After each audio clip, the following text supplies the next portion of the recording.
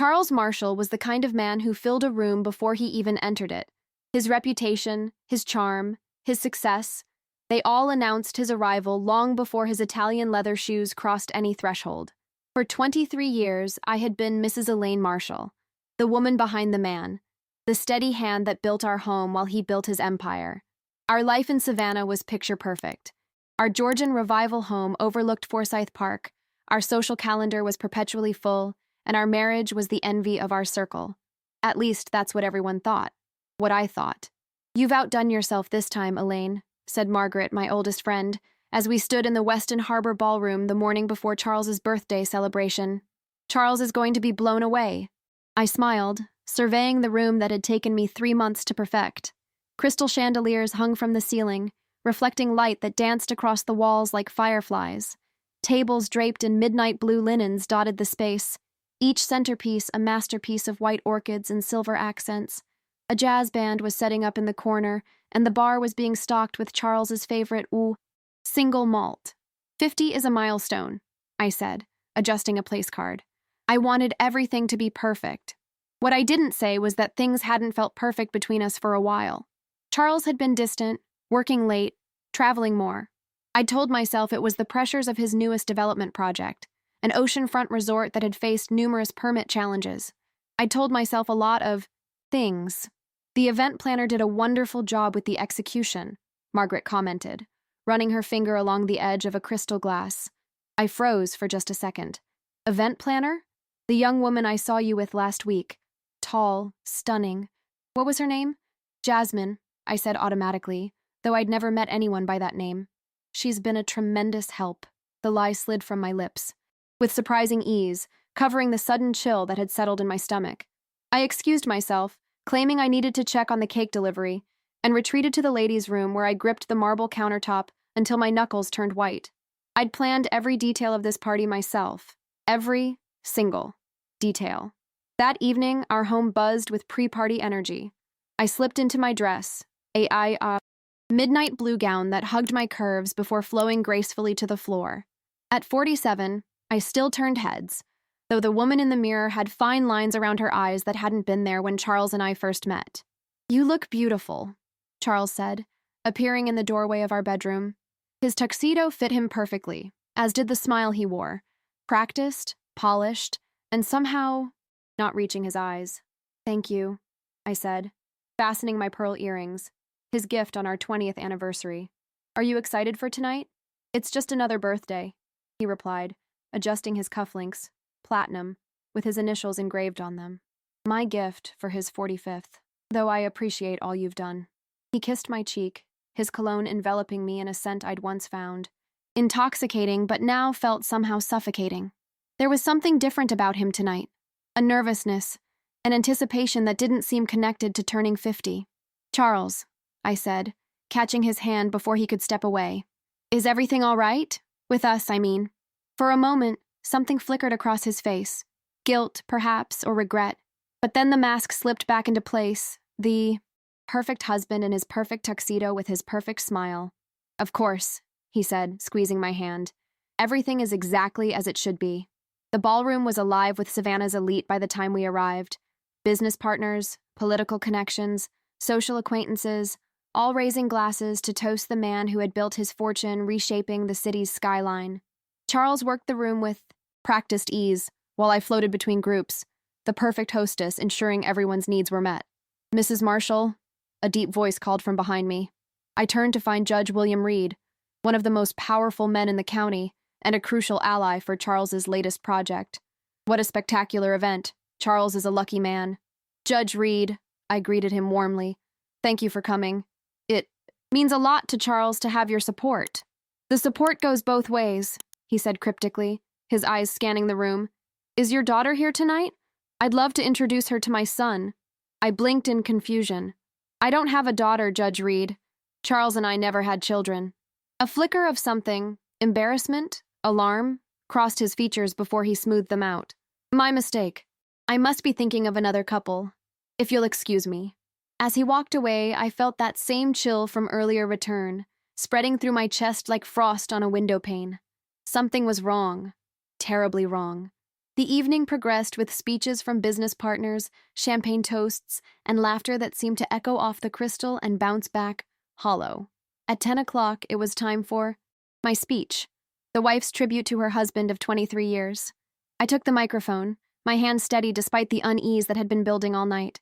When I met Charles Marshall, I began, I knew he was the kind of man who would leave his mark on the world.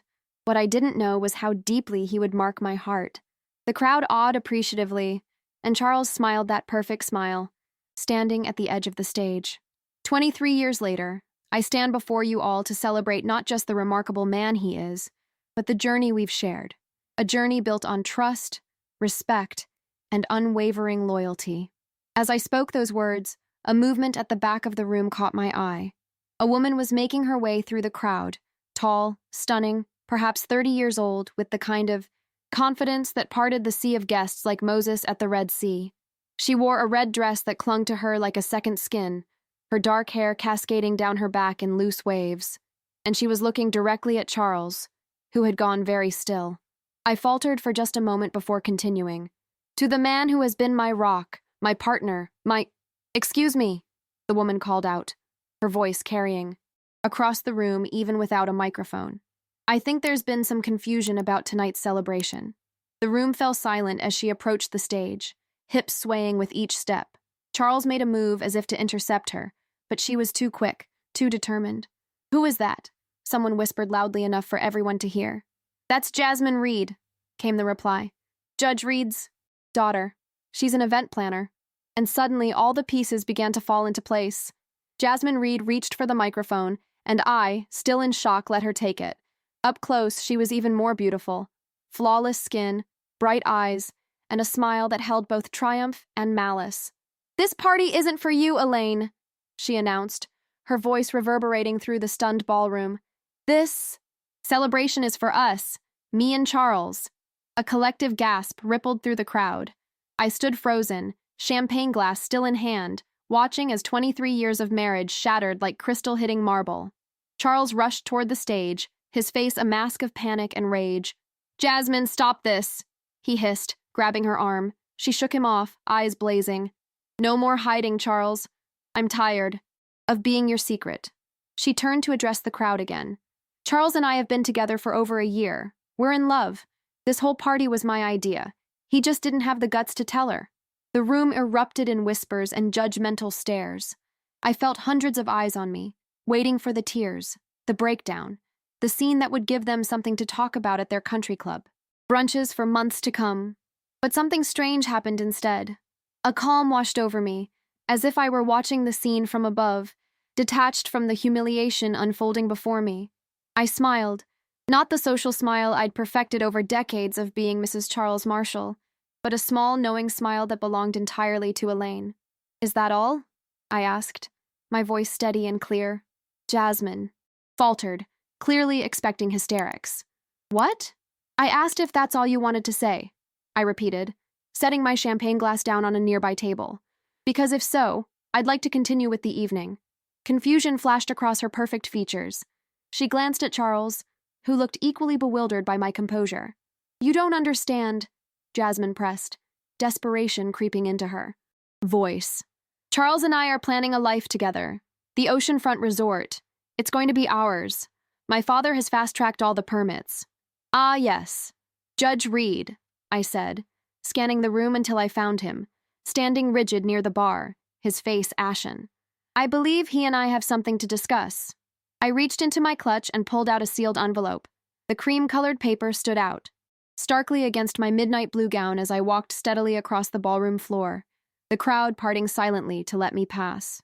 Judge Reed's eyes widened as I approached, recognition dawning on his face even before I handed him the envelope. Mrs. Marshall, he began, his voice uncharacteristically unsteady. Perhaps we should discuss this privately. I think we're well past privacy, don't you? I replied, placing the envelope in his hands. After all, your daughter just shared her private affairs with everyone in attendance. With trembling fingers, he opened the envelope and began to read. His face drained of all color, and for a moment I thought he might collapse. Behind me, I could hear Charles calling my name, his voice growing increasingly desperate. But my focus remained on the judge as he finished reading. his eyes meeting mine with a mixture of shock and grudging respect. "How long have you known?" he asked quietly. "Long enough," I answered simply. The judge straightened his shoulders, composing himself before turning to face the room. By now, everyone was watching our exchange, the air thick with tension. "Jasmine," he called out, his judicial authority evident in his tone. "Come here immediately." As Jasmine approached, confusion and defiance battling on her face, I stepped back, allowing father and daughter their moment. I watched as he showed her the contents of the envelope, watched as her confidence crumbled, replaced by horror. Charles had reached us now, his hand gripping my elbow. "Elaine, what have you done?" he whispered harshly. I turned to face my husband of 23 years, the man I had built my life around, the man who had been planning to discard me. "I protected myself," I replied calmly. "Something you should have considered before using Judge Reed's influence to illegally fast-track permits for your resort." The color drained from Charles's face. "You can't prove anything." "Actually," Judge Reed interjected, his voice grave, "your wife has provided substantial evidence. Documentation that could not only sink your project but could potentially lead to criminal charges." The ballroom had fallen completely silent now, everyone straining to hear our conversation. Judge Reed turned to address the crowd, his authoritative presence commanding attention. "I must apologize for my daughter's behavior," he announced. "And I must clarify that I have never used my position to improperly influence any development projects. Any suggestion otherwise will be thoroughly investigated."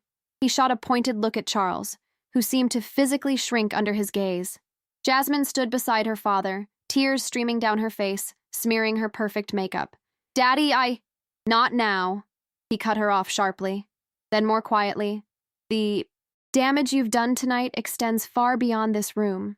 I watched this family drama unfold with a strange detachment, as if I were witnessing a play rather than the implosion of my own life. Part of me wondered when the pain would hit, when the humiliation would overwhelm me. But in that moment, all I felt was a profound sense of liberation. I turned back to the gathered guests, many of whom were now awkwardly pretending not to stare. I walked to the stage, picked up the microphone that Jasmine had abandoned, and addressed the room once more. "Thank you all for coming tonight," I said, my voice clear and unwavering. "While this evening hasn't gone quite as planned, the food is excellent, the band is wonderful, and the night is still young. Please enjoy yourselves." And with that, I placed the microphone back on its stand and walked out of the ballroom, head held high, leaving behind the whispers, the shock, and the man who had thought I would crumble when faced with his betrayal. Outside, the Savannah night embraced me with its warm, humid air. I took a deep breath, filling my lungs with the scent of magnolias and freedom. For the first time in months, perhaps years, I felt fully present in my own body, in my own life. I had no idea what tomorrow would bring. But tonight, I had chosen dignity over despair. And that, I realized, was worth celebrating. 2 months before the party that would change everything, I found the receipt. It was a Tuesday afternoon, and I was gathering Charles's suits for dry cleaning, one of those small domestic tasks that had defined our marriage. The paper was folded neatly in his breast pocket, a receipt for a platinum necklace with a diamond pendant, $4,175 from Tiffany & Co. Our anniversary had passed 2 months prior. My birthday wasn't for another 3, and Charles had never been one for spontaneous gifts. His generosity always came with occasions attached, carefully noted in his calendar by his assistant. I stood in our walk-in closet, surrounded by his tailored suits and my designer dresses, holding this small piece of paper that suddenly felt impossibly heavy. For a moment, I considered the obvious explanation, that he was having an affair, but I pushed it away almost immediately. Not Charles, not after 23 years. "He's planning something special," I told my reflection later that evening as I applied my eye moisturizer. "Perhaps for Christmas." But the seed of doubt had been planted, and like all seeds in fertile soil, it began to grow.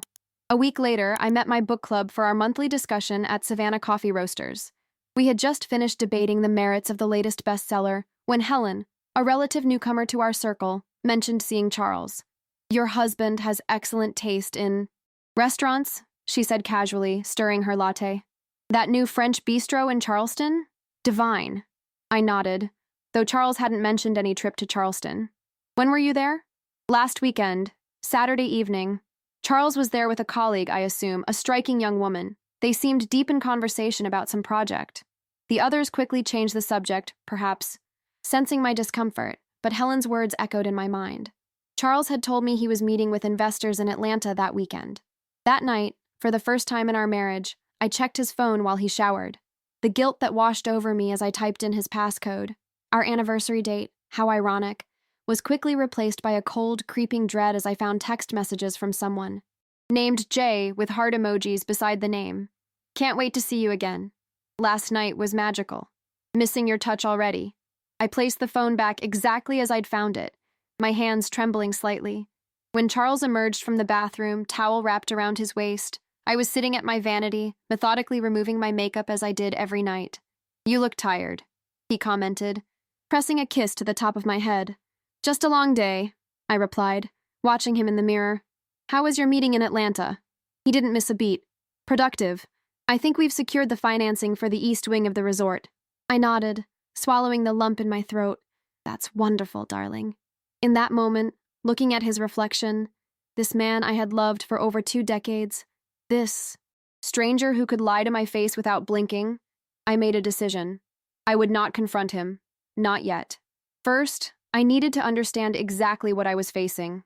The next morning, I called Robert Caldwell, a private investigator who had helped one of my interior design clients during her divorce. His office was tucked away in a converted Victorian home on the outskirts of the historic district, deliberately unremarkable.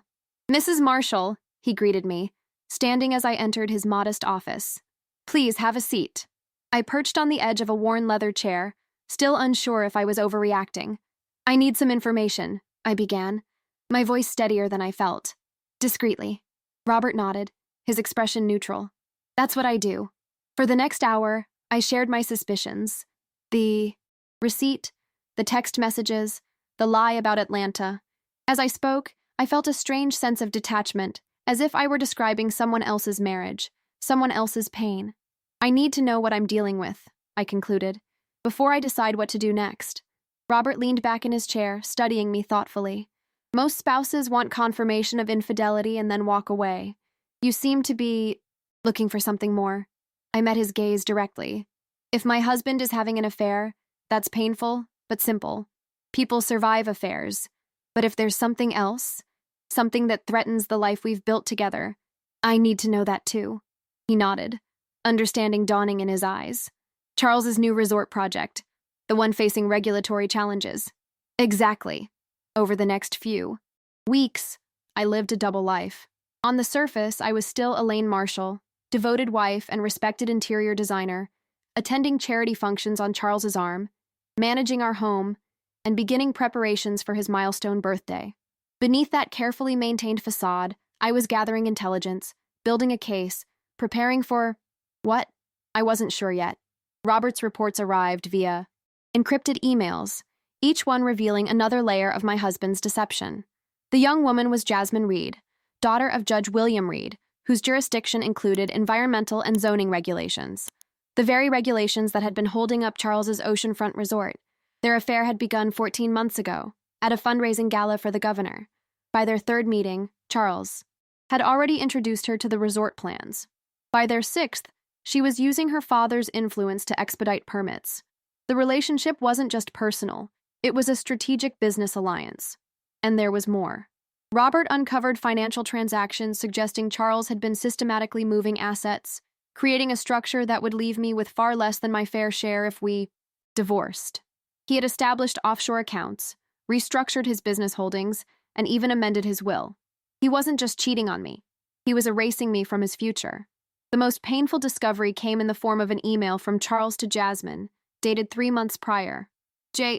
I've consulted with my attorney about the most efficient way forward. E has been a loyal partner, but she doesn't fit into our vision for the resort or the life we want to build. After my birthday, I'll begin the separation process. By this time next year, we'll be celebrating in our oceanfront suite. Just you, me, and the future we deserve. C. I read those words sitting alone in my home office, rain pattering against the windows. 23 years of marriage reduced to E has been a loyal partner. 23 years dismissed because I didn't fit into their vision. That night, I cried for the first time since discovering the affair. Not delicate tears that could be dabbed away with a tissue, but gut-wrenching sobs that left me gasping for breath, curled on the bathroom floor after Charles had left for a business dinner. By morning, my grief had crystallized into something. Harder, colder, more focused. I would not be discarded like an outdated piece of furniture. I would not be replaced without consequence. I called my own attorney, Rebecca Chen, and scheduled a confidential consultation. Unlike Charles, who used the family firm that had represented Marshalls for generations, Rebecca was entirely my choice. Brilliant, discreet, and utterly ruthless in protecting her clients. "We need to move quickly but carefully," she advised after reviewing the evidence I'd gathered. "File for legal separation with a temporary freeze on assets before he can complete his restructuring." "And if I don't want a divorce?" I asked, surprising myself with the question. Rebecca's expression softened slightly. "Elaine, given what you've shown me, reconciliation seems unlikely." I nodded, a strange calm settling over me. "I know. I just needed to hear it from someone else." In the weeks that followed, I became a master of compartmentalization. During the day, I continued planning Charles's birthday celebration, selecting linens, ordering flowers, approving menus. At night, I documented our assets, gathered financial records, and built a case that would protect me when the inevitable confrontation came. And then I discovered something unexpected. In my meticulous review of our financial records, I found irregularities in the permit applications for the resort, dates that had been altered, environmental studies with conflicting conclusions, signatures that appeared on documents before the meetings they referenced had taken place. Charles hadn't just used Judge Reed's influence. He had actively falsified documents, committed fraud, potentially violated federal regulations. This wasn't just about saving my marriage anymore, or even securing my financial future. This was about justice. I took my findings to Rebecca, who reviewed them with increasing alarm. "This goes beyond family law," she warned. "This is potentially criminal." "What are my options?" I asked. Rebecca thought for a moment.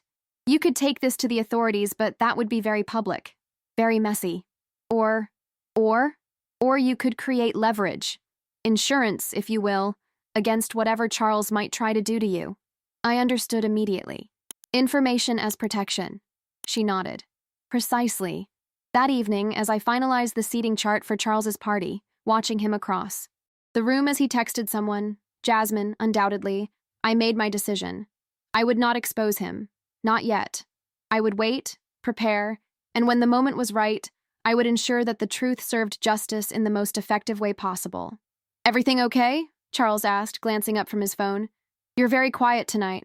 I smiled, the expression not reaching my eyes. "Just thinking about your party. I want everything to be perfect." He returned the smile, equally hollow. "I'm sure it will be unforgettable." On that, at least, we were in complete agreement. The most surreal part of preparing for Charles's birthday celebration was working with Jasmine Reed. 3 weeks before the party, she contacted me directly, introducing herself as the event coordinator from Savannah Soiree who would be assisting with the final details. "Mrs. Marshall," she said over the phone, her voice smooth as honey, "I'm so looking forward to meeting you. Charles has spoken very highly of your taste." The audacity nearly took my breath away.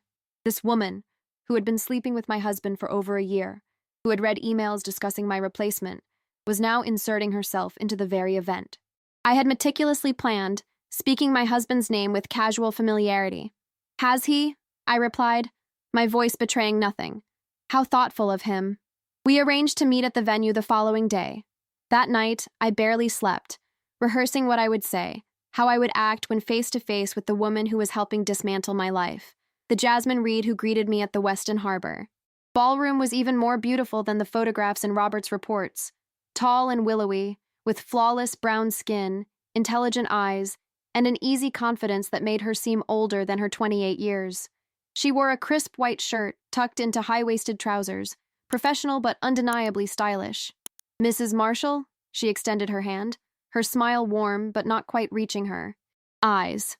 "It's a pleasure to finally meet you." I took her hand, noting the firmness of her grip. "Likewise, Ms. Reed, though I must say I'm a bit confused about your role. I've planned this event down to the last detail." A flicker of surprise crossed her features. Perhaps she hadn't expected me to be so direct, before her professional mask slipped back into place. "Of course," she recovered. smoothly. Charles simply thought you might appreciate some help with the execution, given how much you've already done. I'm here to support, not take over. How considerate of my husband, I said, the irony thick in my voice. For the next hour, we walked through the venue together, reviewing layouts and timelines. I watched her closely, this woman who thought she would soon have my life, my husband, my home. She was competent, I had to admit, offering suggestions that were actually quite insightful. In another life, we might have worked well together. I love what you've done with the color scheme, she commented as we discussed the table settings. The midnight blue is unexpected for a spring event, but it works beautifully. It's Charles's favorite color, I replied, though I'm sure you already knew that. Her eyes snapped to mine, wariness replacing professional courtesy. For a moment, we simply looked at each other, the pretense falling away. Is there something you'd like to say to me, Mrs. Marshall? She asked quietly. I smiled, calm and collected. Only that I hope you'll ensure my husband's birthday is everything he deserves. The double meaning hung in the air. Between us. She straightened slightly, adjusting her clipboard. That's my intention exactly, she replied, her tone matching mine. As our meeting concluded, I couldn't resist one final remark. Ms. Reed, please give my regards to your father. I'm looking forward to seeing Judge Reed at the party. The color drained from her face, confirming what I already knew. She had no idea how much information I possessed. I'll be sure to do that, she managed, her composure cracking just enough to be visible. As I drove home, rain beginning to patter against my windshield, I felt a strange mix of emotions: satisfaction at having unsettled her, sadness at the necessity of these games, and a growing determination to see this through to its conclusion. That evening, I made my final preparations, called Rebecca to ensure all legal documents were in order. I transferred copies of all evidence to a secure server that only she could access, and I prepared the envelope that would eventually find its way into Judge Reed's hands. Charles arrived home late, loosening his tie as he entered our bedroom. How was your day? He asked, the question of formality rather than genuine interest. Productive, I replied truthfully.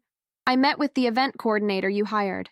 He froze momentarily, then continued removing his tie with deliberate casualness. Jasmine? Yes, I thought you could use some help with the execution. You've been so busy with your own clients. She seems very invested in making your celebration special. Charles's eyes met mine briefly before looking away. That's her job. Is it? I asked softly. A heavy silence filled the room. For a moment I thought he might confess, might offer some explanation or apology that could begin to address the magnitude of his betrayal. Instead, he sighed and headed toward the bathroom. I'm going to shower, he said, effectively ending the conversation. As the water ran, I sat at my vanity, staring at my reflection. The woman looking back at me had changed over the past weeks. The softness around my eyes had hardened into something more resolute. The slight downturn of my mouth, which had always given me a somewhat wistful expression, now appeared determined. I was still Elaine Marshall, but I was becoming someone new, someone stronger, someone who would not be dismissed or replaced without consequence.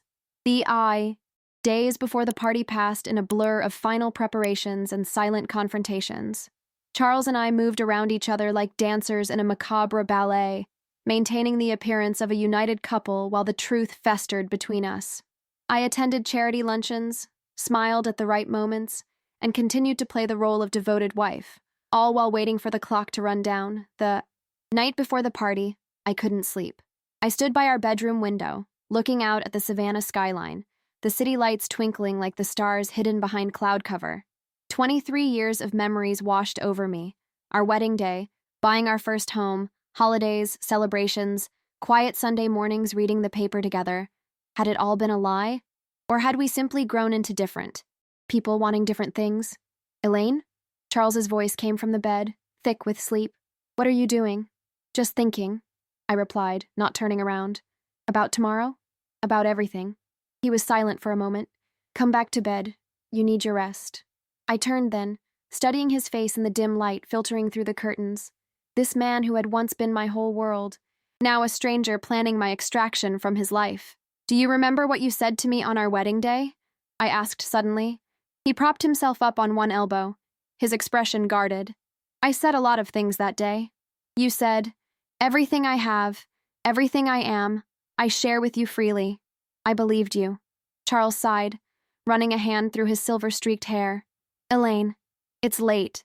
Can we talk about this another time? There won't be another time, I said softly, more to myself than to him. What does that mean?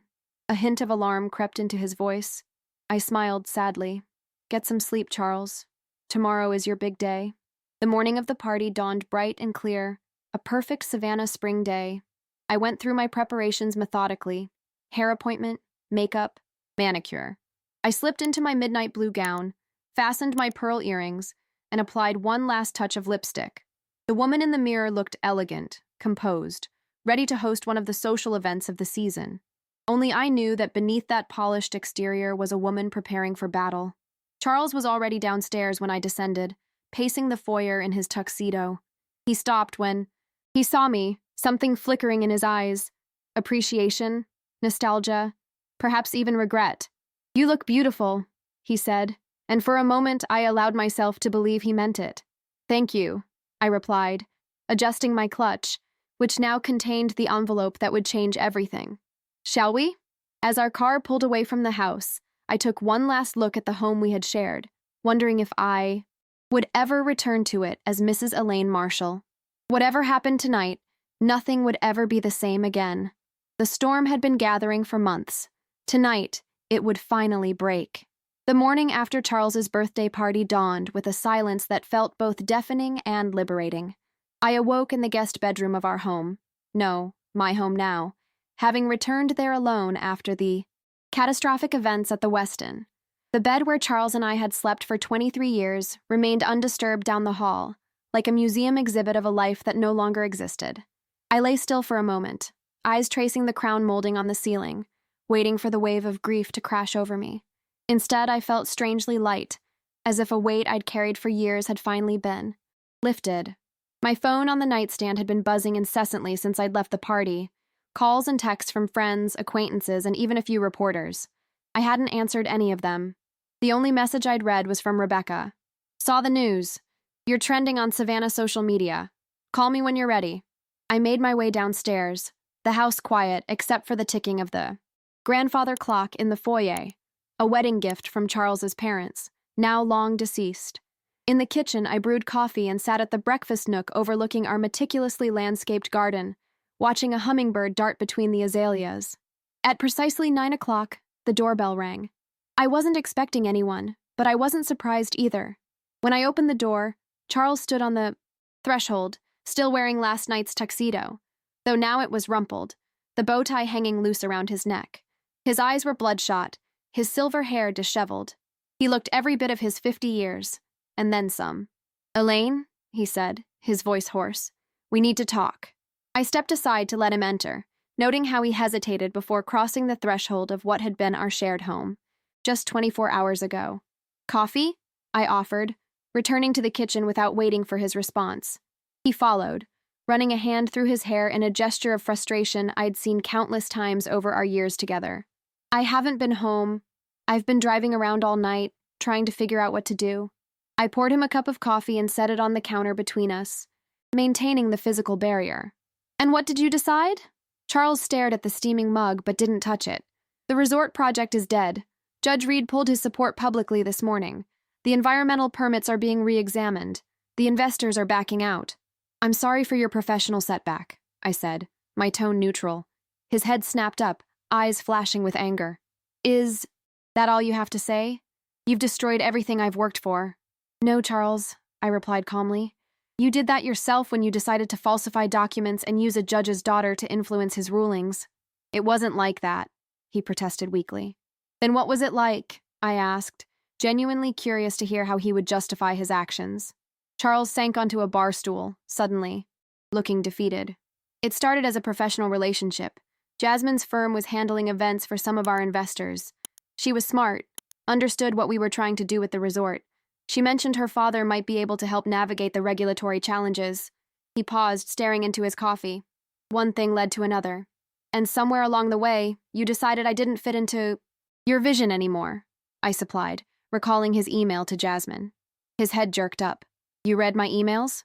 I did what was necessary to protect myself, I replied evenly. Just as you did what you thought was necessary to achieve your goals. Charles was silent for a long moment. What happens now? He finally asked. I took a sip of my coffee, using the moment to gather my thoughts. Now we get divorced. Rebecca has already prepared the paperwork for a legal separation with a freeze on assets. Given the evidence I've collected, I think you'll find the terms fair. And the evidence against me? The documents in that envelope? Those stay private, as long as you don't contest the divorce terms. He studied me with new eyes, as if seeing me clearly for the first time in years. You're not the woman I married. No, I agreed. I'm not. That woman would have cried and begged you to stay. She would have blamed herself for not being enough. I've grown beyond her. Charles nodded slowly, a hint of grudging respect in his expression. For what it's worth, I did love you, Elaine. For many years. I know, I said softly. But love without respect isn't enough. He finished his coffee in silence, then stood to leave. At the door, he turned back. What about Jasmine and Judge Reed? That's between them, I replied, though I imagine the judge is reevaluating quite a few things this morning. After Charles left, I called Rebecca and arranged to meet her that afternoon. Then I did something I hadn't done in years. I went back to bed, pulled the covers over my head, and allowed myself to feel everything I'd been holding at bay. Anger, grief, betrayal, relief, and beneath it all, a tentative sense of possibility. Later that week, the Savannah Morning News ran a small article about Charles Marshall's oceanfront resort project being indefinitely delayed due to regulatory concerns and financial restructuring. A separate Society column noted that Charles and I were taking time apart following an unfortunate incident at his birthday celebration. The journalist tastefully avoided mentioning Jasmine Reed snatching the microphone or Judge Reed's ashen face as he read the contents of my envelope. What the papers didn't report was how Judge Reed had called me the day after the party, requesting a private meeting at his chambers. Mrs. Marshall, he greeted me formally, as I was shown into his office. Thank you for coming. Judge Reed? I replied, taking the seat he offered. He cleared his throat, clearly uncomfortable. I want to apologize for my daughter's behavior at your husband's party. It was inexcusable. Your daughter is an adult making her own choices, I said. As is my husband. The judge nodded, his expression grave. Nevertheless, the way things unfolded was regrettable. Yes, I agreed. It was. We sat in silence for a moment, the weight of unspoken words hanging between us. The documents you provided, he finally said, showing the altered dates on the environmental impact studies and the falsified signatures on the permit applications. Yes? I've initiated a full review of all projects that came across my desk in the past. 18 months, he continued, his judicial mask firmly in place. Any irregularities will be addressed appropriately. I understood what he wasn't saying, that he was distancing himself from any impropriety, ensuring his own reputation remained intact. That seems prudent. Judge Reed studied me for a long moment. You could have gone public with everything, created a scandal that would have ended my career and humiliated my daughter even further. That wasn't my goal, I replied honestly. I just wanted the truth to be known by those who needed to know it.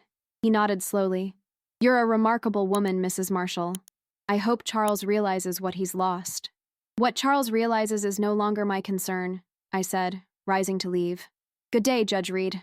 As I walked out of the courthouse into the bright Savannah sunshine, I felt something shift inside me, the final piece of my old life falling away, making space for whatever came next. The following weeks unfolded with surprising smoothness. Charles moved into a downtown apartment. Rebecca negotiated terms that left me with the house, half of our investments, and a generous settlement that acknowledged my contributions to Charles's business over the years. The papers were signed without drama or contest, as Charles knew what the alternative would mean for his reputation and future prospects. Jasmine Reed disappeared from Savannah's social scene. Rumors circulated that she had moved to Charleston to restart her event planning business, though few of her former clients followed her there. Judge Reed donated a substantial sum to a women's shelter, a move that raised eyebrows among those who knew the full story but was generally praised by the community. And I began the process of reclaiming my identity, not as Mrs. Charles Marshall, but simply as Elaine. I redecorated the master bedroom, replacing the heavy masculine furniture Charles had preferred with lighter, more contemporary pieces that reflected my own taste. I enrolled in a photography class I'd always wanted to take but had never found the time for. I reconnected with friends I'd neglected during my marriage, women who welcomed me back into their lives with open arms and without judgment. One evening, about a month after the party, Margaret came over with a bottle of wine and a sympathetic ear. "How are you really doing?" she asked as we sat on the patio, watching the sunset paint the sky in shades of pink and gold. I considered the question carefully. "I'm finding my way. Some days are harder than others." "Do you miss him?" The question was gentle, without accusation. "I miss the idea of him," I admitted. "The partner I thought I had. The life I thought we were building together. But the real Charles? The man who could look me in the eye and lie for months? No, I don't miss him at all." Margaret nodded, understanding in her eyes. "And what's next for Elaine Marshall?" I smiled, feeling a flutter of excitement at the question. "I'm not sure yet, but for the first time in decades, I get to decide that for myself." As the sun dipped below the horizon, casting long shadows across the garden, I raised my glass in a silent toast to endings and beginnings, to the wisdom that comes from pain, and to the strength I hadn't known I possessed until I needed it most. The storm had passed, and I was still standing. 3 months after Charles's birthday party, I found myself standing in front of my closet, staring at the empty spaces where his suits had hung. The absence was still jarring, not because I missed the suits, or the man who had worn them, but because the void represented a life I no longer had to navigate around. For 23 years, I had existed in relation to Charles, his wife, his partner, his support. Even my professional identity as an interior designer had been shaped by our connection, my client list filled with his business associates and their wives. Now I was just Elaine, occupying spaces that were entirely my own. The divorce had been finalized with surprising efficiency. Charles, eager to minimize further damage to his reputation, had accepted all of Rebecca's terms without argument. The oceanfront resort project was officially dead, though Charles had already begun courting new investors for a scaled-down version in a different location. His resilience in business matters was something I had once admired. Jasmine Reed was no longer in the picture, from what I'd heard. Judge Reed had apparently made it clear that any continued association with Charles would result in the full disclosure of their previous improprieties. Family loyalty, it seemed, had trumped whatever feelings she might have had for my ex-husband. I closed the closet door and made my way downstairs, where Grace, my younger sister, was waiting with coffee and a determined expression. "You need to get out more," she announced as I entered the kitchen. "You're becoming a recluse." I accepted the coffee with a grateful smile. "I'm not a recluse. I go to work. I see clients. I attended the Historical Society fundraiser last week, and then came straight home to your empty house," she countered. "Elaine, you've handled this whole thing with incredible grace. No pun intended, but at some point, you have to start building a new life, not just managing the aftermath of your old one." I sighed, knowing she was right. Since the divorce, I had maintained a careful routine. Work, occasional social obligations required to maintain my professional standing, and long evenings alone with books or documentaries. It was peaceful but isolated, safe but stagnant. "What do you suggest?" I asked, surrendering to her sisterly concern. Grace's face lit up. "I've signed us up for a cooking class. Mediterranean cuisine. It starts tonight." "Tonight?" I protested. "Grace, I can't just—" "Yes, you can," she interrupted firmly. "Your calendar is clear. I checked with your assistant. You have no excuse." And that was how, 8 hours later, I found myself in a gleaming teaching kitchen at the Savannah Culinary Institute, tying on an apron alongside 11 other students, most of whom seemed to know each other already. "Welcome to Flavors of the Mediterranean," announced Chef Paolo, a charismatic man with salt and pepper hair and a genuine passion for food. "Tonight, we'll be working in pairs to, create a classic Greek menu." Grace immediately paired up with a woman she knew from her yoga class, leaving me standing awkwardly alone until a deep voice spoke from beside me. "Looks like we're the odd ones out. Partners?" I turned to find myself looking up at a tall man with kind eyes and a slightly crooked smile. He appeared to be in his early 50s, with dark hair graying at the temples and laugh lines that suggested a life well lived. "I'm Thomas Calloway," he said, extending his hand. "Fair warning, I can barely boil water." Despite myself, I smiled. "Elaine Marshall, and I'm not much better, I'm afraid." His eyes flickered briefly with recognition at my name. Savannah was a small city, after all, and my divorce had been fodder for gossip. But he made no comment. Instead, he gestured toward our workstation. "Shall we attempt to not poison anyone tonight?" For the next 2 hours, we fumbled through recipes for spanakopita and moussaka, laughing at our culinary missteps and gradually finding a comfortable rhythm together. Thomas was a professor of literature at Savannah College of Art and Design, a widower with 2 grown children, and surprisingly easy to talk to. "So what brought you to a cooking class on a Wednesday night?" he asked as we waited for our moussaka to bake. I glanced at Grace, who was watching us with poorly disguised interest. "My sister's intervention. She thinks I need to get out more." Thomas nodded, understanding in his eyes. "After my wife died, my daughter signed me up for a pottery class with the same logic. I made exactly 1 lopsided bowl, before we mutually agreed that Clay and I were not meant to be." "And have there been other interventions?" I asked, curious despite myself. "Oh, many," he chuckled. "Ballroom dancing, disaster. Book club, better, but it was all romance novels selected by my daughter's friends. Hiking group, actually not bad, except for the mosquitoes." I found myself laughing, really laughing, for what felt like the first time in months. "And cooking?" "To be determined," he replied with a wink, though I'm enjoying it more than expected. At the end of the class, as we packed up our surprisingly edible creations, Thomas hesitated. "Elaine, I know this is forward, but would you like to get coffee sometime? Just to talk. No pressure." I froze, caught off guard by the invitation. Dating had been the furthest thing from my mind. I'd been married for most of my adult life. The idea of starting over with someone new seemed overwhelming. Thomas, sensing my hesitation, quickly added, "As friends, I could use more of those these days." Something about his honesty, the lack of pretense, made it easier to say, "I'd like that, Thomas. Thank you." On the drive home, Grace was practically bouncing in, her seat with excitement. "He seems wonderful, and he couldn't take his eyes off you." "It's just coffee," I reminded her, trying to temper her enthusiasm and my own unexpected flutter of anticipation. 2 people who have been through difficult times, finding a moment of connection. She hummed knowingly. "That's how it starts." I shook my head but couldn't help smiling. "One step at a time, Grace. One step at a time." The following Sunday, Thomas and I met at a small cafe overlooking Forsyth Park. The weather was perfect. Warm sunshine, a gentle breeze, the azaleas in full bloom. We talked for hours about books, travel, our children, his 2, my none, and the peculiarities of rebuilding a life after loss, though his was through death and mine through betrayal. "The hardest part," he confessed as we shared a slice of key lime pie, "was learning to make decisions without considering anyone else. After 30 years of we, being just me felt selfish at first." I nodded, understanding exactly what he meant. "I keep buying groceries for 2, I admitted, and catching myself before I call out I'm home when I walk through the door. "The phantom presence," Thomas said. "It fades eventually. Or rather, you get used to the empty spaces and start filling them with new things." As the weeks passed, coffee with Thomas became a regular part of my routine. We were careful with each other, respectful of our respective wounds, building a friendship that felt both refreshing and comfortingly familiar. He introduced me to his book club, thankfully not the romance, novel one, and I invited him to an exhibit opening at a gallery where I'd designed the interior.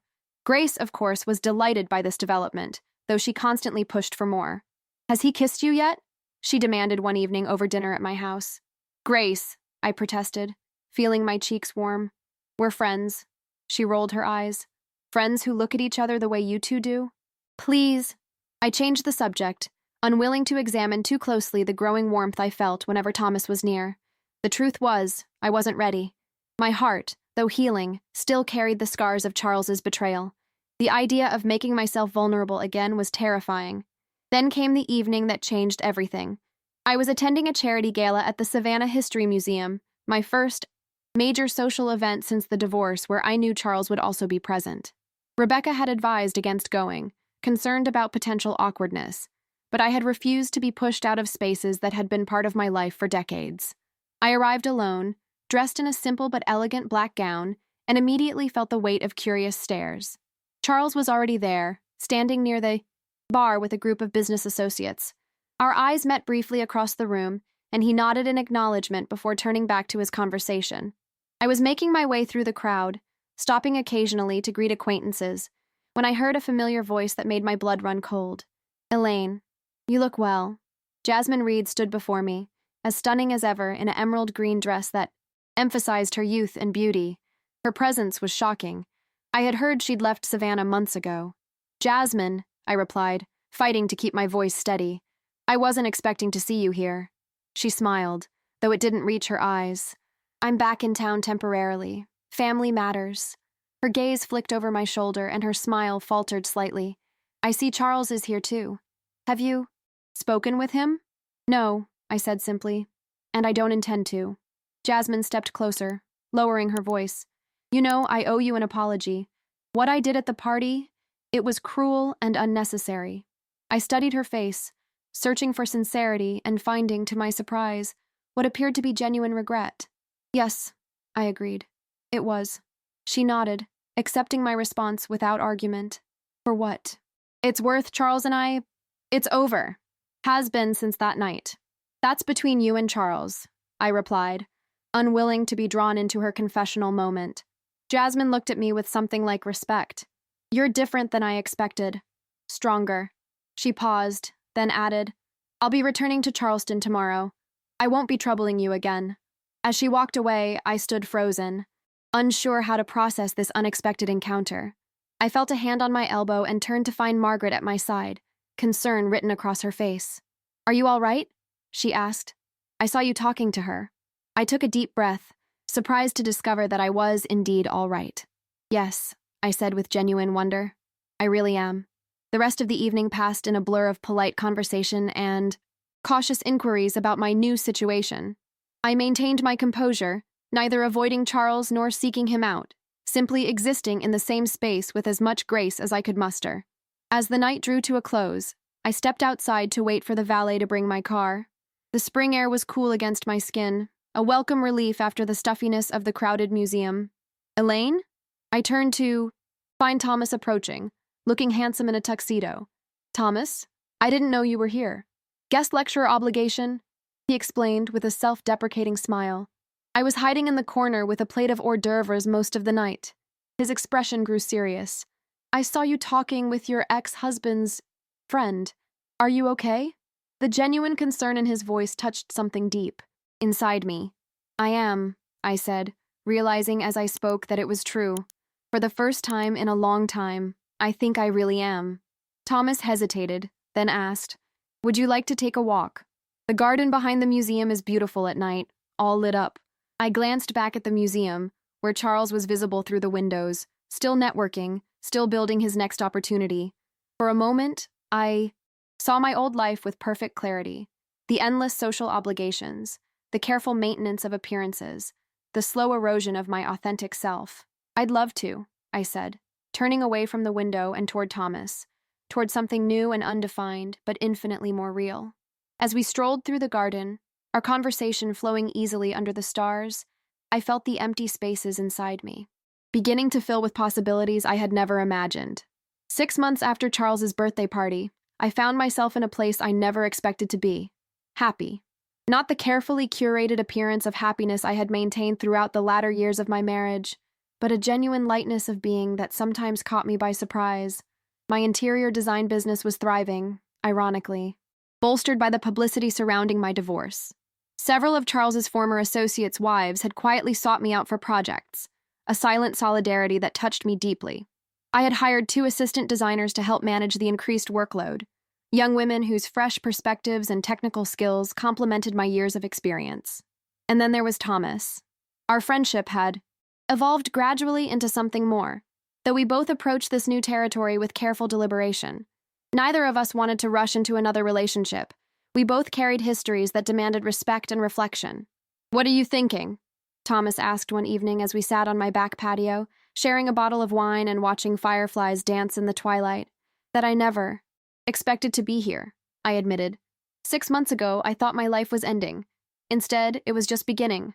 He reached across the space between our chairs, taking my hand in his.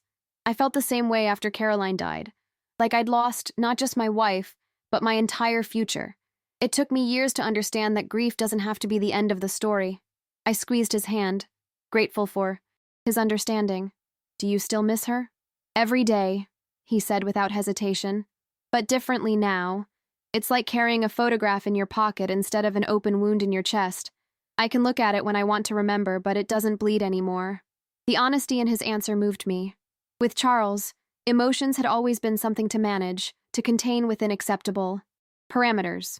With Thomas, feelings simply existed, acknowledged, respected, but never judged. I'm afraid, I confessed quietly. Not of you, but of trusting myself again. I didn't see what was happening with Charles until it was too late. What if my judgment is fundamentally flawed? Thomas considered this thoughtfully. I don't think you failed to see what was happening, Elaine. I think you chose to believe in the man you married, in the vows you made. That's not bad judgment. That's integrity. Tears welled in my eyes at his words, a validation I hadn't realized I needed. Thank you for that. We sat in comfortable silence as darkness settled around us, the wine forgotten as we held hands across the space between our chairs, not quite ready to close the distance completely, but no longer. Afraid of the possibility. The following week brought an unexpected development. My attorney, Rebecca, called to inform me that Charles had been hospitalized following a minor heart attack. He's stable, she assured me. But I thought you should know, given the loose ends still being tied up between your estates. I thanked her for the information, unsure how to feel about this news. Charles and I had maintained a careful distance since the divorce, communicating only through our attorneys when necessary. The man who had been the center of my world for 23 years was now essentially a stranger, yet the news of his illness still stirred something within me. Not love or longing, but a complex mixture of concern and detachment. After some deliberation, I sent a simple arrangement of blue hydrangeas to his hospital room with a card that read only, "Wishing you a swift recovery. Elaine." It felt like the right thing to do, an acknowledgement of our shared history without reopening closed wounds. 3 days later, I received a text message from a number I didn't immediately recognize. Thank you for the flowers. They brightened a rather bleak room. See. I stared at the message. For a long moment before saving the number under Charles Marshall, rather than the husband contact I had deleted months ago. I didn't reply, but I didn't block the number either. Another small step in the ongoing process of redefining our relationship, or lack thereof. That weekend, Thomas invited me to dinner at his home for the first time. A charming craftsman bungalow near Daffin Park filled with books, comfortable furniture, and subtle reminders of his late wife. Family photos included her image. Her paintings still hung on several walls. These weren't shrines, but integrated parts of a life that had room for both memory and movement forward. I hope this isn't uncomfortable for you, he said as he gave me a tour, gesturing to a photograph of himself with Caroline on their 30th anniversary, just months before her cancer diagnosis. Not at all, I assured him, touched by his consideration. She was part of who you are. I wouldn't want you to erase that. Relief softened his features. My daughter suggested I should update the place before inviting you over. She meant well, but it would be like pretending Caroline never existed, I finished for him. I understand, and for what it's worth, I think your home is perfectly you. Warm, thoughtful, with room for both the past and the present. Dinner was a collaborative effort, Thomas making his signature roast chicken while I prepared a salad and side dishes. We moved around his kitchen with surprising ease, learning each other's rhythms, passing utensils and ingredients with the comfortable familiarity of two people who had known each other much longer than we actually had. Over dessert, a store-bought key lime pie that Thomas confessed was Caroline's favorite, he broached a subject we'd been circling for weeks. Elaine, I need to ask you something, and I want you to answer honestly, even if it's not what I hope to hear. My heart quickened. All right. He took a deep breath. Are we moving too fast? Too slow? I know we're both carrying complicated histories, and I don't want to presume. What do you want, Thomas? I asked softly. His eyes, warm and sincere, met mine. I want to be with you, not just as friends who occasionally hold hands and share meals, but as partners. I want to build something real with you, but only if you're ready. The question hung between us, weighted with possibility. 6 months ago, the idea of opening my heart to anyone would have seemed impossible. But sitting across from this kind, thoughtful man who had navigated his own path through loss, I realized that readiness wasn't something that arrived fully formed. It was built decision by decision, risk by risk. I think, I said carefully, that we're both too old and have been through too much to waste time with unnecessary caution. Yes, I'm scared. Yes, there are moments when the past feels too present. But yes, Thomas, I want to build something real with you too. The smile that spread across his face was like sunrise, warm and full of promise. He stood, walked around the table, and pulled me gently to my feet. May I kiss you, Elaine Marshall? I nodded, my heart racing with an excitement I hadn't felt in decades. Yes, you may. His lips met mine in a kiss that was tender and unhurried, a beginning rather than a culmination. When we drew apart, I saw in his eyes the same wonder I felt, the surprise of finding connection when we had both thought that chapter of our lives might be closed forever. That night marked a turning point, though not in the dramatic fashion of movies or romance novels. There was no passionate declaration, no promise of forever. Instead, there was a quiet acknowledgement that we were choosing each other, day by day, with our eyes wide open to both the joy and the risk involved. The following weeks brought a gradual intertwining of our lives. Thomas kept a toothbrush at my house. I left a cardigan hanging in his closet. We introduced each other to friends, navigated our first minor disagreements, and discovered the small intimacies that transformed two separate lives into a shared experience. One Sunday morning, as we lingered over coffee and the newspaper, Thomas completing the crossword while I sketched design ideas for a new client, my phone rang. It was Margaret, her voice tight with barely contained excitement. Have you seen the Savannah Business Journal this morning? She demanded without preamble. No, why? Charles's resort project, the revised version in the new location? It's been rejected by the zoning board. Apparently, an anonymous source provided evidence that he was attempting to use the same falsified environmental studies, just with updated locations. I set down my sketchpad, processing this information. Margaret, I wasn't the anonymous source. I know, she replied. I think it was Jasmine Reed. Jasmine, I echoed in disbelief. Why would she do that? Margaret's voice dropped to a conspiratorial whisper. Word is, after she went back to Charleston, Charles tried to reconnect. When she refused, he threatened to implicate her in the original permit fraud if his new project faced any obstacles. She didn't take kindly to the threat. After hanging up, I sat quietly, turning this news over in my mind. Thomas watched me with concern. Bad news? He asked. I shook my head slowly. Just closure, I think. Charles is facing consequences for his actions, and it has nothing to do with me. 6 months ago, I might have felt vindicated or even pleased. Now I just feel free. Thomas set aside his crossword puzzle and took my hand. That's how you know you've truly moved on, when their failures bring no joy and their successes cause no pain. I smiled, recognizing the truth in his words. Charles Marshall was no longer the defining figure in my story, neither villain nor hero, simply a character in my past as I wrote the next chapters of my life. That evening, as Thomas and I prepared dinner together in my kitchen, now as comfortable in this space as he was in his own, I realized that the empty spaces left by Charles's departure had been filled not just by Thomas, but by a stronger, more authentic version of myself. The woman who had stood in that ballroom with a frozen smile and an envelope full of truth had not known what waited on the other side of her reckoning. She could, never have imagined that destruction would lead to such beautiful reconstruction. As Thomas laughed at something I said, his eyes crinkling at the corners in the way that had become so dear to me, I silently thanked the woman I had been, for her courage, her dignity, and her willingness to walk into the unknown rather than cling to a life built on lies. The foundation of my new life wasn't perfect, or without cracks, but it was genuine, built on mutual respect and clear-eyed choice rather than illusion. And that made all the difference. 1 year after Charles's birthday party, I received an invitation that made my stomach tighten with unexpected anxiety. Judge William Reed was hosting a fundraising gala for the Savannah Women's Shelter, and my name was on the guest list.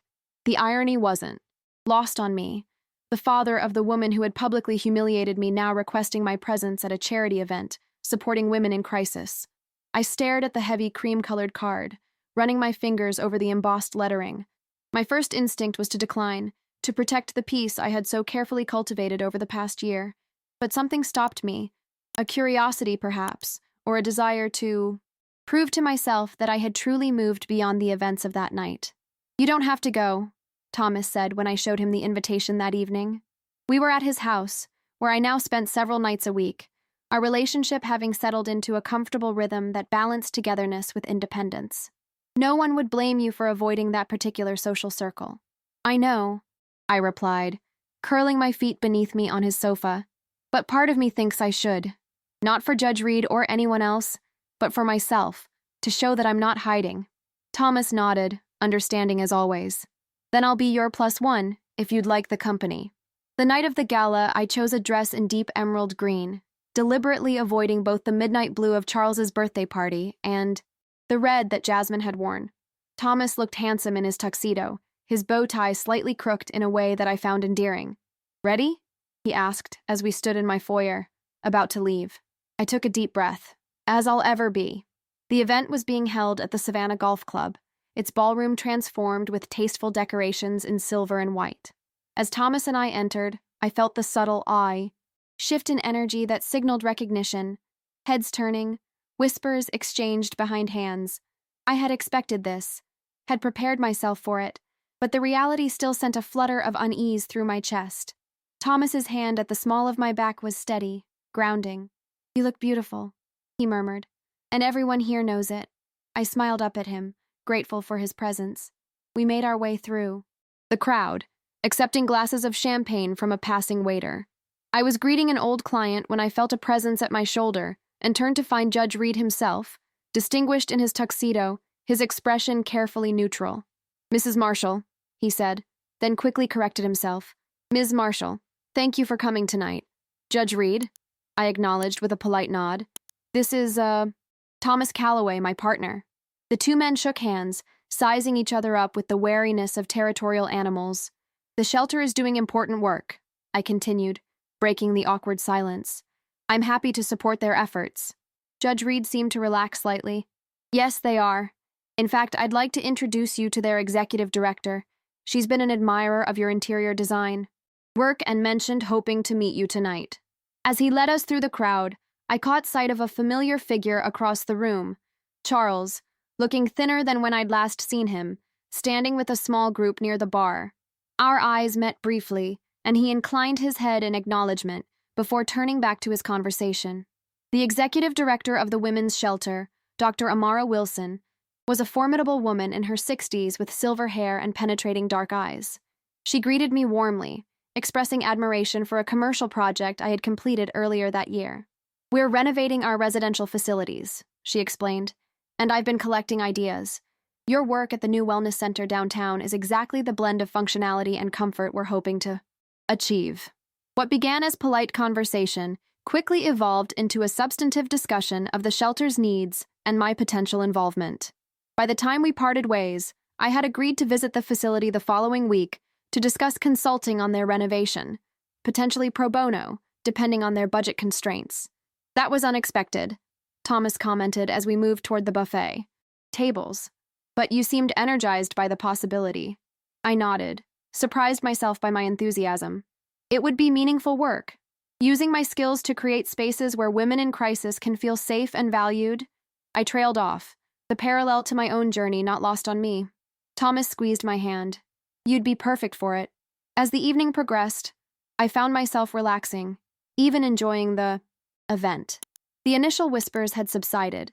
People were treating me with respect rather than pitying curiosity. I was deep in conversation with a fellow designer when a movement at the entrance caught my attention.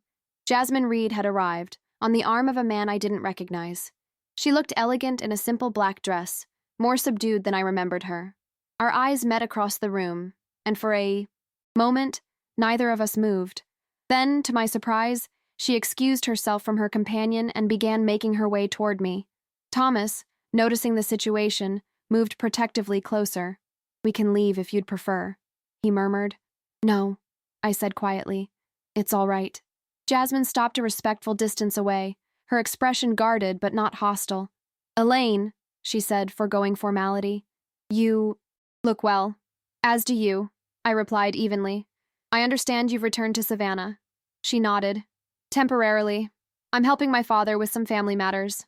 Her eyes flicked to Thomas. I'm sorry. I didn't mean to interrupt.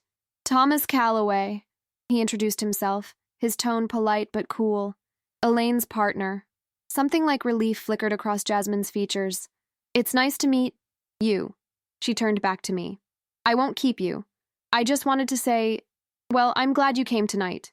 It means a lot to my father, and to the shelter. As she walked away, I felt a strange sense of closure. Not forgiveness exactly, but a release of the anger I hadn't realized I was still carrying. "You okay?" Thomas asked quietly. I nodded, surprising myself with the truth of it. "Yes. Actually, I am." Later in the evening, as Thomas was engaged in conversation with a colleague from SCAD, I found myself momentarily alone near the terrace doors. The night air beckoned, promising a respite from the crowded ballroom, and I slipped outside to enjoy a moment of solitude. The terrace overlooked the golf course, its manicured lawn silvered by moonlight. I leaned against the stone balustrade, breathing in the scent of night-blooming jasmine, when a voice spoke from the shadows. "You always did prefer fresh air to stuffy ballrooms." I turned to find Charles standing a few feet away, his expression unreadable in the dim light. My heart gave a small lurch of surprise, but not the painful contraction I might have expected a year ago. "Charles," I acknowledged, neither welcoming nor dismissive. "How are you feeling after your health scare?" He moved closer, stopping at a respectful distance. "Better. The doctors say it was a warning shot across the bow. I've had to make some lifestyle changes." I nodded, noticing now the absence of a drink in his hand, the slightly looser fit of his tuxedo. "I'm glad to hear you're taking care of yourself." An awkward silence fell between us, filled with unspoken history. Charles broke it first. "I saw you with Dr. Wilson earlier. Are you working with the shelter?" "Potentially," I replied. "Their renovation project interests me." He nodded, a faint smile touching his lips. "You always did your best work when you believed in the cause." The compliment, unexpected and seemingly genuine, caught me off guard. "Thank you."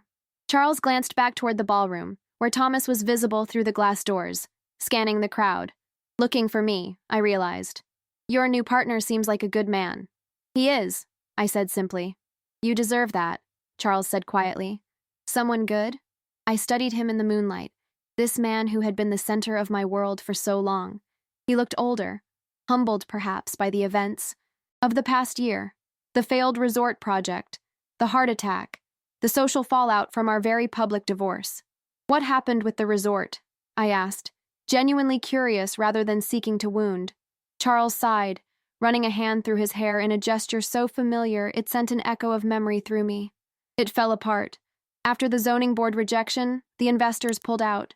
I'm starting over with a smaller commercial development downtown, less ambitious but more sustainable." "I'm sorry," I said, surprised to find I meant it. "I know how much that project meant to you." He gave me a wry look. "Are you really sorry? After everything?" I considered this. "I never wanted to see you fail, Charles. I just wanted you to face the consequences of your choices." He nodded slowly. "Fair." "Enough." He hesitated, then added, "For what it's worth, Elaine, I regret how things ended between us. Not just the affair, but the years before that. How I took you for granted. How I stopped seeing you. The apology, so long in coming, washed over me like a gentle wave, neither devastating nor healing, simply acknowledged." "Thank you for saying that." From the doorway, Thomas called my name, concern evident in his voice. "I should go," I said, straightening. Charles stepped back, giving me space. "Of course. Take care of yourself, Elaine." "You too, Charles." As I rejoined Thomas, slipping my hand into his, I felt a curious lightness. The encounter with Charles hadn't reopened old wounds as I'd feared. Instead, it had confirmed how completely I had moved on. The man who had once held the power to devastate me now evoked only a distant sympathy, like reading about a character in a novel whose story had reached its conclusion. "Everything okay?" Thomas asked as we made our way back into the ballroom. I smiled up at him. This man who had entered my life when I least expected it, who had shown me that second chances could be even more authentic than first ones. "Everything is." "Perfect," I replied, and in that moment, it truly was. Later that night, as we drove home under a canopy of stars, I reflected on the strange symmetry of life, how a charity gala had brought me face to face with the key players in my past year's drama, each of us changed by the events that had unfolded in another ballroom 12 months ago. Judge Reed, seeking redemption through philanthropy. Jasmine, subdued but seemingly at peace with her choices. Charles, humbled but adapting to his new reality. And me, stronger, happier, more authentically myself than I had been in decades. The woman who had stood frozen with a champagne glass in hand as her world collapsed around her could never have imagined the life waiting on the other side of that pain. she could not have known that destruction would create space for something better to be built, that the end of one story would allow another, more truthful one to begin. As Thomas pulled into my driveway, our driveway increasingly, I felt a profound gratitude for the journey that had brought me here, for the courage to face the truth even when it shattered everything I thought I knew, and for the unexpected gift of finding myself in the empty spaces left behind. 18 months after Charles's birthday party, I stood in the newly renovated common room of the Savannah Women's Shelter, surveying the transformation with quiet satisfaction.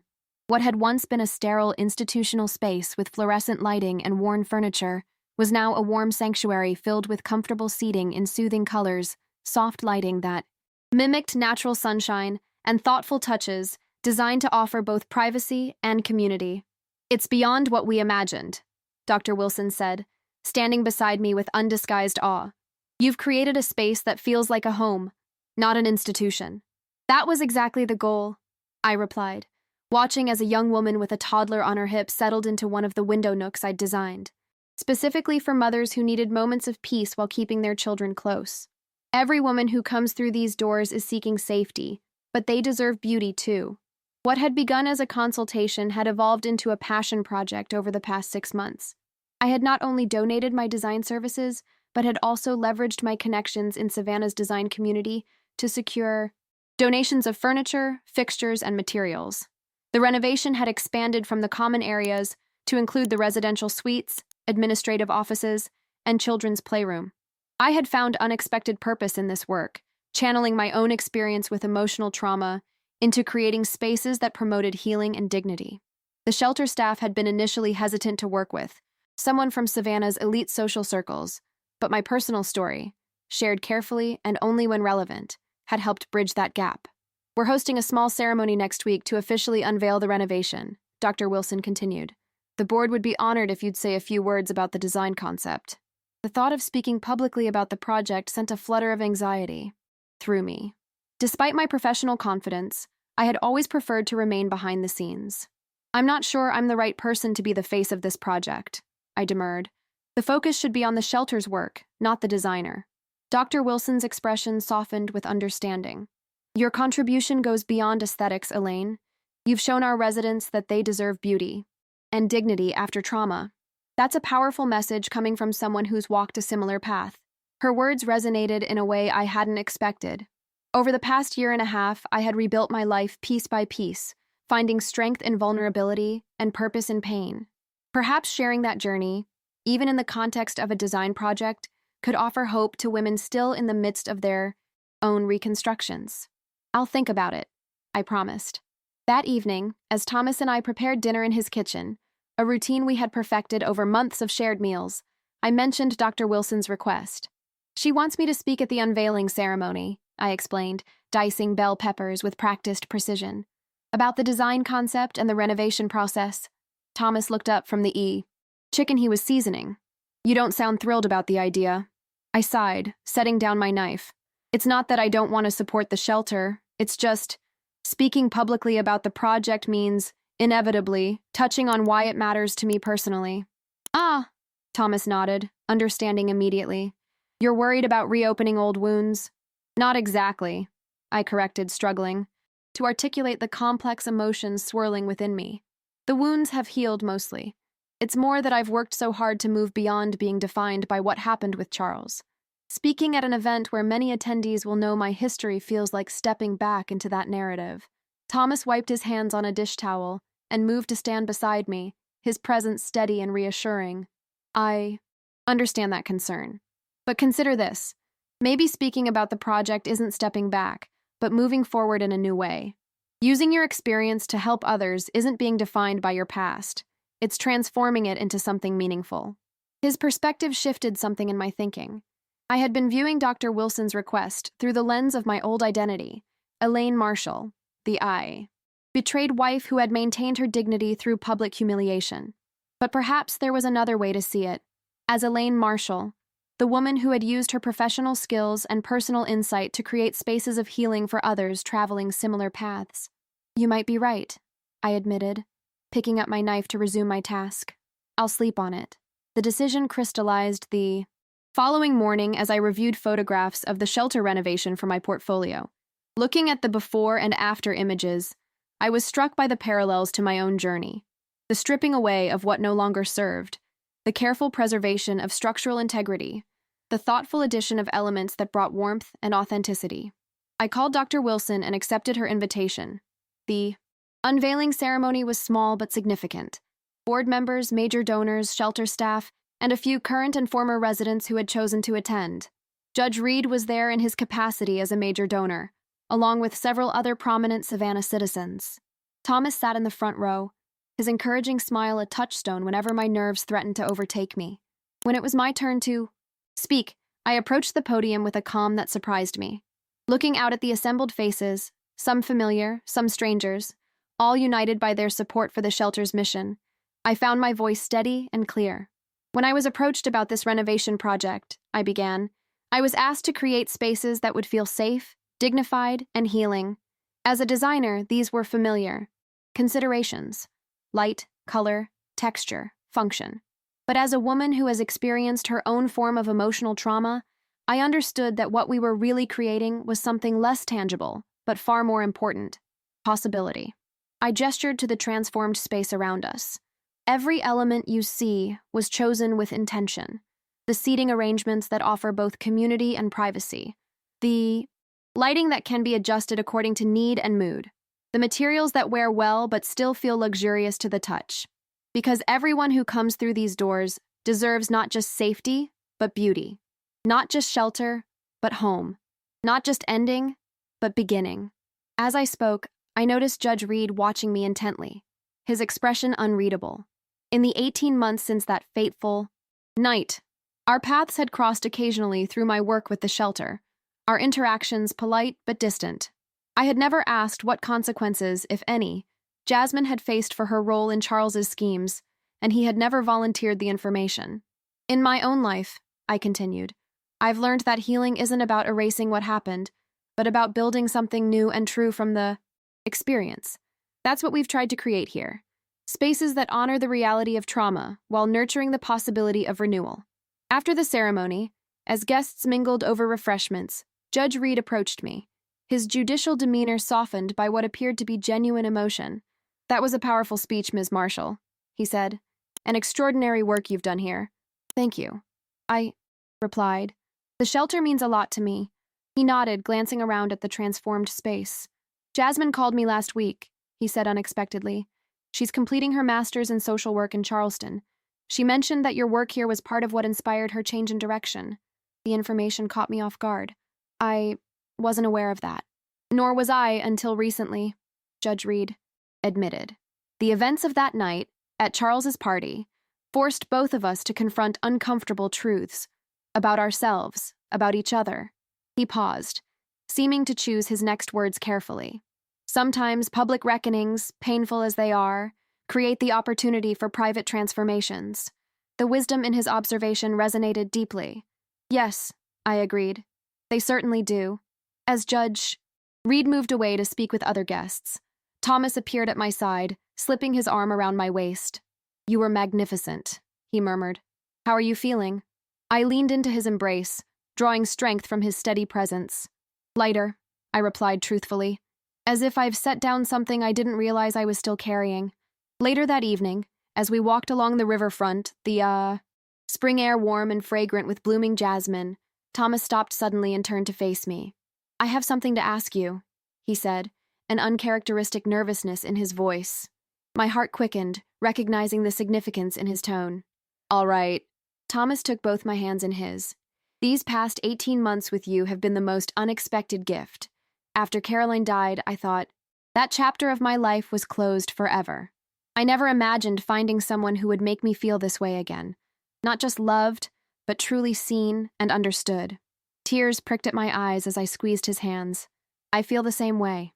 I know we've both been careful about moving forward," he continued, "taking our time, honoring our pasts while building something new. But lately I've been thinking." He hesitated, then reached into his pocket and pulled out a small velvet box. "I don't want to waste any more time being cautious when what I feel is so certain." He opened the box to reveal not an engagement ring, as I had momentarily expected, but a key attached to a simple silver keychain. "This is a key to my house," he explained. "I'm not asking you to marry me. Not yet, anyway. I'm asking if you'd consider making our arrangement more permanent, moving in together, officially, sharing our lives completely." The simplicity and thoughtfulness of the gesture moved me deeply. Thomas understood that after the public spectacle of my divorce, I might be hesitant about another formal commitment. He was offering substance over symbol, partnership over possession. "Yes," I said, without hesitation. "Yes, I would love that." His smile lit up his entire face as he pulled me close.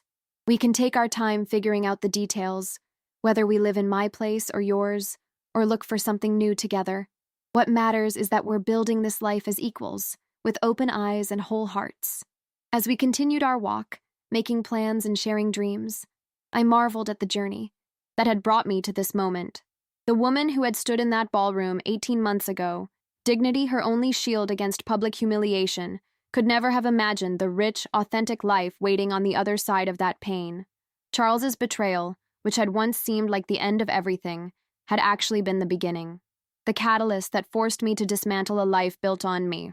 Appearances and reconstruct one founded on truth. Like the shelter renovation, the process had been challenging, sometimes painful, but ultimately transformative. And in that transformation, I had not only found Thomas, but also myself. The woman who had always existed beneath the careful facade of Mrs. Charles Marshall, now finally free to emerge into the light. 2 years to the day after Charles's fateful birthday party, I found myself once again in a ballroom, though the circumstances could not have been more different. The Savannah Women's Shelter's annual fundraising gala had become the most anticipated charity event of the season, raising crucial funds while honoring the shelter's work and those who supported its mission. As the designer whose renovation had transformed the facility, I had been asked to serve on the planning committee, bringing my professional expertise to ensure the event reflected the shelter's ethos of dignity and empowerment. "You've outdone yourself," Margaret commented as we surveyed the ballroom at the Savannah Art Center. "It's stunning." Unlike the opulent traditional decor that had characterized Charles's birthday celebration, I had envisioned something entirely different for the shelter gala. The space was transformed with installations created by local female artists, many of whom had been shelter residents. Lighting cast gentle washes of color across the walls, changing slowly throughout the evening to create an atmosphere of constant, subtle evolution. Tables were arranged to facilitate conversation rather than hierarchy, with centerpieces of living plants that would later be transplanted to the shelter's healing garden. "I wanted it to feel alive," I explained, "like growth and change and possibility." "Mission accomplished," Margaret assured me, squeezing my arm affectionately before moving away to greet other guests. I smoothed the front of my gown, a deep teal creation with clean lines and subtle detailing that reflected my evolved personal style. No more playing it safe with conventional elegance. I had embraced a boldness in both my design work and personal presentation that felt authentic to the woman I had become. Thomas appeared at my side, handsome in his tuxedo, his presence a steady comfort after the whirlwind of preparation. "Everything is perfect," he murmured, "and everyone is talking about how you've transformed the shelter, not just physically, but programmatically." He was referring to my expanded involvement beyond the renovation. In the past year, I had developed a mentorship program pairing interior design professionals with shelter residents interested in the field, offering both practical skills and potential career paths. 3 women had already secured entry-level positions at design firms, with several more completing internships and training. "It's not just me," I demurred. "Dr. Wilson and her team have been incredible partners. They understood from the beginning that healing spaces are about more than aesthetics. They're about creating opportunities for restoration and growth." As guests began to arrive, I moved through the crowd, greeting donors and supporters, many of whom had become friends through my work with the shelter. Savannah's social landscape had shifted significantly in the 2 years since my divorce. Some former acquaintances had drifted away, uncomfortable with the public nature of Charles's betrayal and my subsequent reinvention. Others had drawn closer, revealing themselves as true friends rather than social connections. I was deep in conversation with a potential corporate sponsor when I noticed a ripple of interest move through the crowd.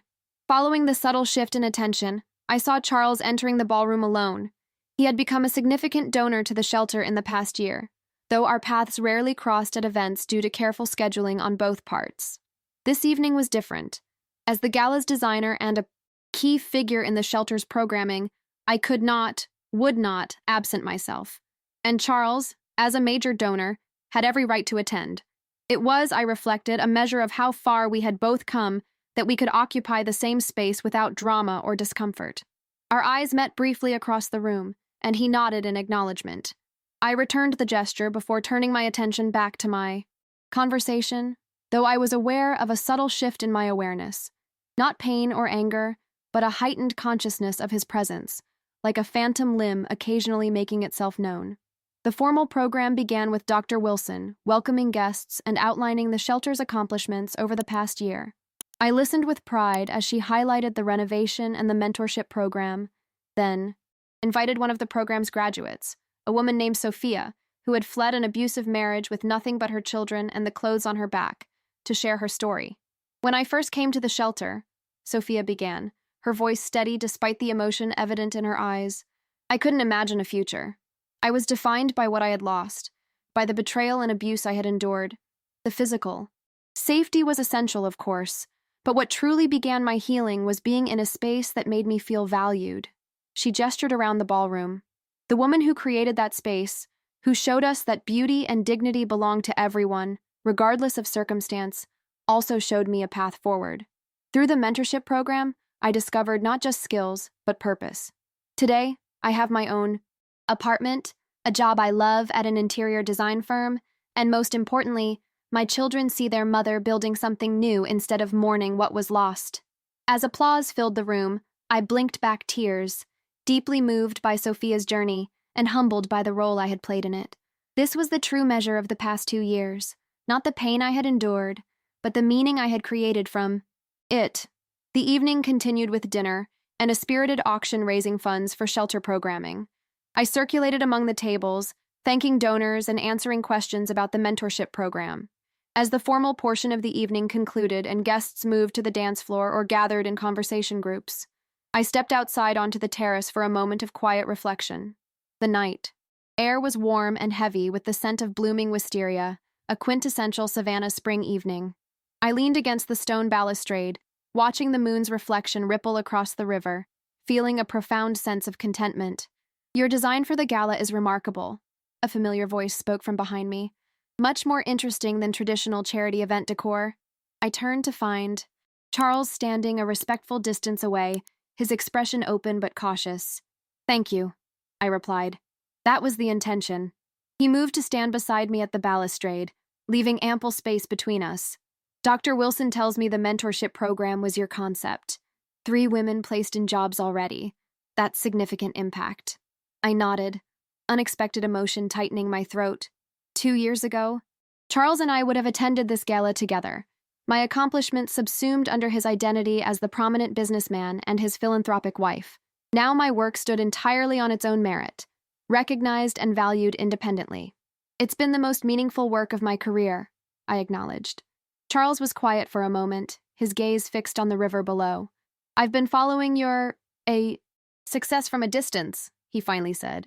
The shelter, your design business expansion, the feature in Southern living.